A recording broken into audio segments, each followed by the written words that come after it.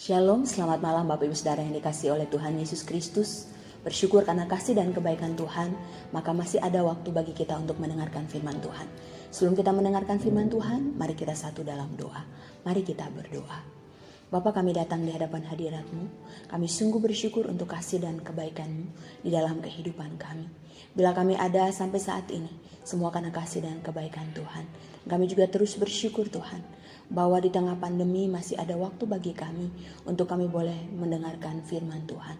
Tolonglah kami Tuhan, supaya kami tidak hanya sekedar mendengarkan firman Tuhan, tapi biarlah Roh Kudus Tuhan menolong kami, agar kami boleh menjadi pelaku-pelaku firman di dalam kehidupan kami. Berkati hamba, berkati juga jemaat-Mu Tuhan. Dalam Kristus Yesus, Tuhan dan Juru Selamat kami siap Tuhan untuk mendengarkan firman Tuhan. Amin. Bapak Ibu Saudara yang dikasihi oleh Tuhan Yesus Kristus, firman Tuhan pada malam hari ini dari Markus pasal yang ke-8, ayatnya yang pertama sampai ayat yang ke-10. Namun saya akan membacakan ayat yang pertama sampai ayat yang ke-6 saja. Demikianlah firman Tuhan. Yesus memberi makan 4.000 orang. Pada waktu itu ada pula orang banyak di situ yang besar jumlahnya. Dan karena mereka tidak mempunyai makanan, Yesus memanggil murid-muridnya dan berkata, "Hatiku tergerak oleh belas kasihan kepada orang banyak ini. Sudah 3 hari mereka mengikuti aku dan mereka tidak mempunyai makanan. Dan jika mereka kusuruh pulang ke rumahnya dengan lapar, mereka akan rebah di jalan, sebab ada yang datang dari jauh." Murid-muridnya menjawab, "Bagaimana di tempat yang sunyi ini orang dapat memberi mereka roti sampai kenyang?" Yesus berkata kepada mereka, "Berapa roti ada padamu?" Jawab mereka, 7. Lalu ia menyuruh orang banyak itu duduk di tanah. Sesudah ia mengambil ke-7 roti itu, mengucap syukur, memecahkannya dan memberikannya kepada murid-muridnya untuk dibagi-bagikan, dan mereka memberikannya kepada orang banyak. Bapak Ibu Saudara yang dikasihi oleh Tuhan Yesus Kristus, tema renungan kita pada malam hari ini adalah Allah mengerti, Allah peduli. Kita tentu tahu dengan lagu yang sering kali kita nyanyikan, yaitu lagu Allah Peduli. Nah, di dalam ref lagu tersebut dikatakan bahwa Allah mengerti, Allah peduli segala persoalan yang kita hadapi. Tak akan pernah dibiarkannya ku bergumul sendiri, sebab Allah mengerti. Bapak Ibu Saudara yang dikasihi oleh Tuhan, pertanyaannya adalah apakah sungguh-sungguh ketika di dalam pergumulan yang berat, yang seakan sudah tidak ada jalan keluar lagi, masihkah kita percaya bahwa Allah mengerti, Allah peduli dengan setiap pergumulan hidup yang kita alami di dalam kehidupan kita? Ataukah ketika di dalam pergumulan yang berat, yang tidak ada seolah tidak ada jalan keluar, kita merasa seolah Tuhan tidak mengerti, kita merasa seolah Tuhan tidak peduli? Hal itu biasanya terjadi ketika kita menghadapi masalah yang berat, dalam masalah ekonomi mungkin, dalam masalah rumah tangga, dalam masalah dengan anak-anak, dalam masalah dengan usaha, dengan bisnis kita, dengan pekerjaan kita, atau dengan sakit yang tidak kunjung sembuh. Nah, bila kita tidak waspada, hal itu bisa saja terjadi. Akan tetapi melalui firman Tuhan ini kita mau belajar bagaimana ketika tidak ada jalan keluar, Yesus bertindak untuk memberikan jalan keluar. Bila kita perhatikan di dalam bagian firman Tuhan ini, dikatakan bahwa pada waktu itu ada masalah yang terjadi. Masalah apakah yang sebenarnya terjadi? Masalah yang terjadi adalah bahwa ketika itu orang-orang banyak yang mengikuti Yesus, yang dikatakan bahwa sudah 3 hari berturut-turut mereka mengikuti Yesus, mereka kehabisan makanan. Dan ketika Yesus tahu akan hal itu, Yesus tidak tinggal diam, tetapi Yesus bertindak untuk melakukan sesuatu bagi mereka. Karena itu Yesus mengutarakan hal tersebut kepada murid-murid. Artinya bahwa Yesus meminta murid-murid bahwa orang banyak ini sudah 3 hari berturut-turut mengikuti aku. Dan sekarang mereka kehabisan makan. Karena itu kita harus memberi mereka makan. Ini adalah suatu masalah yang serius. Ini bukan suatu masalah yang mudah. Karena tidak seperti zaman sekarang. Ketika kita tidak ada makanan, kita bisa saja kita GoFood dari beberapa tempat. Tetapi dengan jumlah yang begitu besar, yaitu 4.000 orang. Dan pada waktu itu yang dihitung hanya laki-laki, belum termasuk anak-anak dan juga wanita. Maka jumlah yang begitu banyak. Kalau kita pesan GoFood di beberapa tempat pun tidak akan cukup dengan jumlah yang begitu banyak tersebut. Nah, jika demikian apa yang harus dilakukan dengan orang yang begitu banyak tersebut, 4.000 orang lebih itu? Apakah udah dibiarin saja? Kan urusan makan mah urusan masing-masing. Apakah dibiarin saja dan disuruh pulang ke rumah dan biarkan mereka makan dulu, setelah itu baru mereka kembali untuk mengikuti Yesus? Apakah itu yang Yesus lakukan? Kalau kita baca di dalam ayat-ayat selanjutnya dikatakan bahwa tidak, Yesus tidak melakukan hal demikian. Tetapi di dalam Markus 8 ayat 1b sampai 3 dikatakan bahwa ketika Yesus tahu akan masalah yang dihadapi orang banyak itu, Yesus memanggil murid-muridnya. Dan ia mengungkapkan apa yang terjadi dan bagaimana kerinduan Yesus untuk menolong orang banyak tersebut. Sehingga Yesus berkata kepada murid-muridnya, hatiku tergerak oleh belas kasihan kepada orang banyak ini. Dan di dalam Matius 15 ayat 32b, begitu jelas Yesus katakan, aku tidak mau menyuruh mereka pulang dengan lapar. Nanti mereka pingsan di jalan, sebab ada yang datang dari jauh. Tapi saudara yang dikasihi oleh Tuhan, Yesus penuh belas kasih kepada orang-orang tersebut. Belas kasih dalam ayat ini berarti bahwa di dalam hati Yesus ada belas kasih yang dalam kepada orang banyak tersebut. Namun belas kasih Yesus bukan hanya pada saat itu ketika Yesus melihat mereka tidak memiliki makanan. Tetapi belas kasih Yesus adalah belas kasih Yesus untuk seterusnya. Hal ini menunjukkan bahwa Ia adalah Tuhan yang penuh belas kasih. Ia tahu, Ia mengerti, Ia peduli dengan apa yang mereka alami. Sehingga Ia bertindak untuk menolong mereka dengan caranya. Hal ini berbeda sekali dengan respon murid-murid ketika Yesus mengutarakan apa yang terjadi dan bagaimana kerinduan Yesus untuk menolong orang banyak tersebut. Ketika Yesus mengungkapkan hal tersebut, kalau kita perhatikan di dalam ayat yang keempat, mereka katakan bagaimana di tempat sunyi ini orang dapat memberi mereka roti sampai kenyang.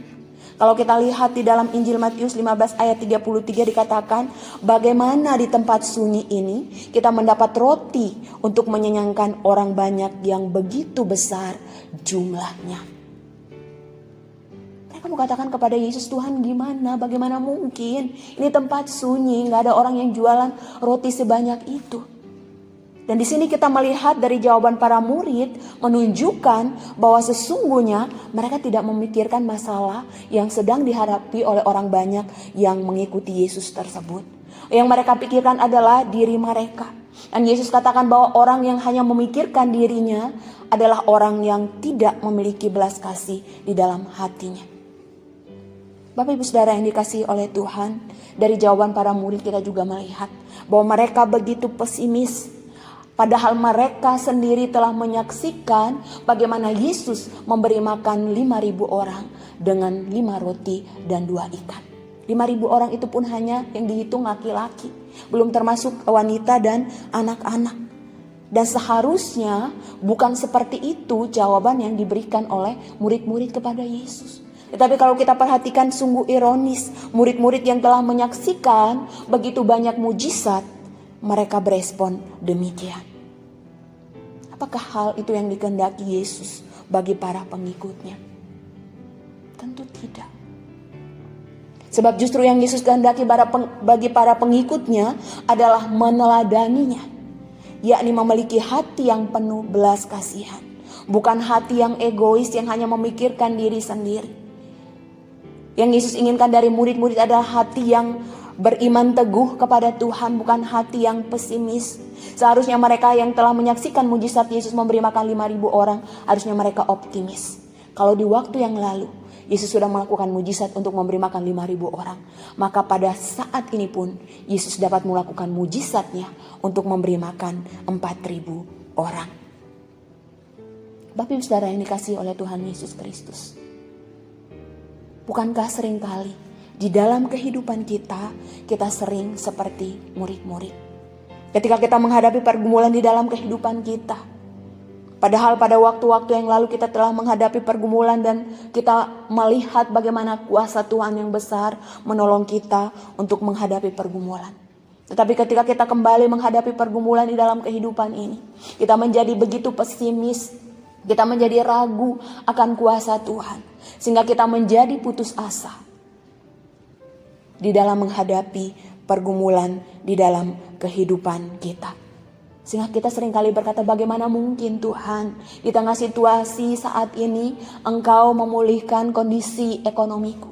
Sehingga kita berkata, bagaimana mungkin Tuhan di tengah pandemi ini Engkau dapat memulihkan usahaku. Dan kita juga sering berkata, bagaimana mungkin di tengah pandemi ini Tuhan dapat memulihkan keluargaku dan memulihkan kesehatanku. Bapak Ibu Saudara yang dikasihi oleh Tuhan Yesus Kristus, dari bagian firman Tuhan ini kita diingatkan kembali sebagai orang percaya yang telah mengalami begitu banyak pertolongan Tuhan di dalam kehidupan kita, yang telah mengalami kuasa dan kasih Tuhan di dalam kehidupan kita. Maka jangan biarkan ketidakpercayaan membuat kita putus asa. Jangan biarkan situasi di sekeliling kita membuat kita ragu akan kuasa Tuhan di dalam kehidupan kita. Tetapi kita harus meyakinkan diri bahwa Allah yang kita sembah adalah Allah yang maha kuasa. Bila pada masa lampau Ia telah menolong kita, maka saat ini pun Tuhan pasti akan menolong kita. Yang harus kita lakukan adalah tetap sabar, tetap berdoa, tetap berserah, nantikan waktu Tuhan. Karena waktu Tuhan pastilah waktu yang terbaik. Bapak Ibu Saudara yang dikasihi Tuhan, hal yang menarik adalah sekalipun murid-murid pesimis dengan apa yang Yesus utarakan kepada mereka untuk memberi makan orang banyak tersebut. Tetapi di sini kita melihat bahwa sekalipun murid-murid pesimis, mereka tidak mengerti, mereka tidak peduli dengan apa yang dialami oleh orang banyak itu. Tetapi Yesus mengerti, Yesus peduli. Karena itu kalau kita perhatikan di dalam Markus 8 ayat 5, Yesus bertanya kepada murid-muridnya, berapa roti ada padamu? Dan mereka menjawab, ada 7 roti. Kemudian Yesus menyuruh orang banyak yang mengikutinya itu duduk di tanah. Kemudian dikatakan bahwa Ia mengambil ketujuh roti tersebut dan dikatakan bahwa mengucap syukur dan memecah-mecahkannya. Kemudian Ia memberikannya kepada murid-muridnya untuk diberikan kepada orang banyak yang mengikutinya. Dan dikatakan bahwa mereka semua makan sampai kenyang. Tidak ada yang tidak kenyang, semuanya kenyang. Bahkan dikatakan bahwa setelah dikumpulkan sisa-sisa roti itu masih ada 7 bakul besar. Nah, kata bakul di dalam ayat ini digunakan di dalam bahasa Yunani dipakai kata spuridos. Kata spuridos itu artinya bakul yang sangat besar. Dan di mana bakul itu bisa memuat 1 orang. Jadi kalau misalnya 1 orang masuk dalam bakul itu pun muat. Tapi kata bakul yang digunakan ketika Yesus memberi makan 5.000 orang dengan 5 roti dan 2 ikan beda. Kata bakul yang digunakan di sana dipakai kata kopinos. Kata kopinos itu berarti bakul yang kecil, bakul yang biasa yang dipakai untuk perbekalan orang Yahudi. Sungguh luar biasa. Kita melihat kuasa Tuhan nyata. Mujizat Tuhan terjadi sehingga mereka semua makan sampai kenyang. Dan setelah mereka kenyang, Yesus menyuruh mereka pulang. Bapak Ibu Saudara yang dikasihi Tuhan, dari firman Tuhan ini kita belajar bahwa Tuhan mengerti, Tuhan peduli dengan kebutuhan orang-orang yang mengikut Dia. Tuhan mengerti, Tuhan peduli dengan persoalan yang dihadapi para pengikutnya. Dan karena hatinya yang penuh belas kasihan, maka Ia bertindak untuk menolong mereka. Dan melalui firman Tuhan ini, Yesus mau supaya pada waktu itu murid-muridnya mereka memiliki belas kasihan. Dan mereka juga boleh belajar untuk sungguh beriman teguh pada Tuhan. Dan melalui firman Tuhan ini juga, Tuhan rindu supaya kita sebagai pengikutnya, kita juga memiliki belas kasih Kristus. Dan kita juga beriman teguh, percaya pada kuasa Tuhan bahwa Ia sanggup untuk menolong kita di dalam kehidupan kita. Ketika dalam lembah yang kelam, ingatlah bahwa Tuhan Maha Kuasa, Tuhan peduli, Tuhan mengerti akan setiap persoalan yang kita hadapi. Oleh karena itu, jika selama ini di dalam mengikut Tuhan, kita merasa seolah Tuhan tidak peduli dan Tuhan tidak mengerti dengan apa yang sedang kita alami dalam kehidupan kita, maka melalui firman Tuhan ini kita diingatkan kembali, kita diyakinkan kembali bahwa di dalam pergumulan apapun yang kita hadapi di dalam kehidupan kita, biarlah kita senantiasa percaya bahwa Allah peduli, Allah mengerti dengan segala pergumulan kita. Dan marilah kita belajar untuk sekalipun dalam pergumulan kita juga memiliki belas kasih kepada orang lain dan senantiasa percaya kepada Tuhan. Ingatlah senantiasa bahwa kuasa Tuhan tidak pernah berubah, dahulu, sekarang, dan sampai selama-lamanya. Bila dulu Tuhan sudah menolong kita melewati masa-masa sulit, maka percaya bahwa sekarang pun Tuhan pasti menolong kita melewati masa-masa sulit di tengah pandemi ini. Tetap tenang, tetap berdoa, tetap sabar. Ia akan membuat semua indah pada waktunya. Karena itu apapun yang sedang kita hadapi, tetaplah percaya kepada Tuhan. Yakinlah bahwa Tuhan berkuasa, sebab tidak ada yang mustahil bagi Tuhan. Amin. Tuhan memberkati. Mari kita berdoa. Kami datang kepadamu ya Tuhan. Kami sungguh bersyukur untuk firman-Mu pada malam hari ini, di mana kami kembali diingatkan bahwa Engkau Tuhan yang Maha Kuasa, Engkau Allah yang mengerti, Engkau Allah yang peduli akan setiap pergumulan hidup kami. Oleh karena itu Tuhan, tolonglah kami supaya di tengah pandemi ini Tuhan, kami senantiasa hidup mengandalkan Tuhan. Kami senantiasa percaya akan pemeliharaan Tuhan, perlindungan Tuhan, pertolongan Tuhan di dalam kehidupan kami. Berkatilah kami dalam kehidupan rumah tangga kami masing-masing, dalam usaha pekerjaan, pelayanan kami, anak-anak kami dalam studi, dalam masa depan mereka. Kami sungguh taruh ke dalam tangan Tuhan. Kami juga terus berdoa untuk bangsa dan negara kami di tengah situasi saat ini Tuhan. Tuhan, Engkau Allah yang berkuasa atas bangsa ini. Biarlah Tuhan yang berikan keamanan, Tuhan yang jaga lindungi anak-anak-Mu ya Tuhan.